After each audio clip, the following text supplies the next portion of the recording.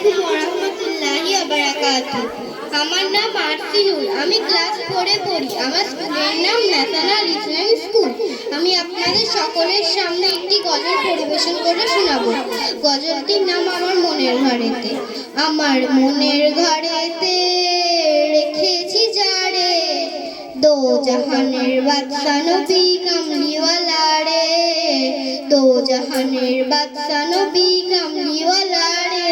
আমার দয়ার নবী রে, আমার মায়ার নবী রে, আমার দয়ার নবী রে, আমার মায়ার নবী রে, দো জাহানের বাদশা নবী কামলিওয়ালা রে, দো জাহানের বাদশা নবী কামলিওয়ালা রে।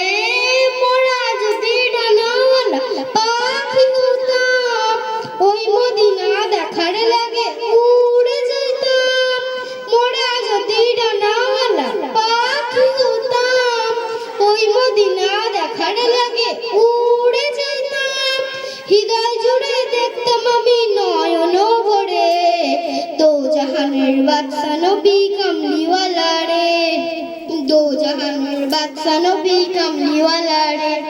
আদি পিতা আদম যখন মুসিবতে পড়ে, মোদের নবীর সিরাতে আল্লাহ কবুল করে।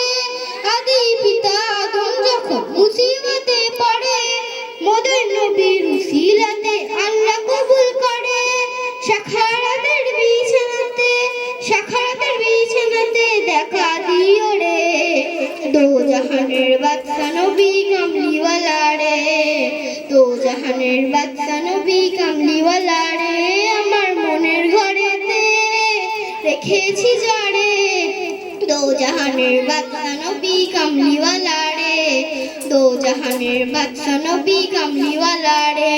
আমার দয়ার নবী রে, আমার মায়ার নবী রে, আমার দয়ার নবী রে, আমার মায়ার নবী রে, দো জাহানের বাদশা নবী কামলিওয়ালা রে, দো জাহানের বাদশা নবী কামলিওয়ালা রে, দো জাহানের বাদশা নবী কামলিওয়ালা রে।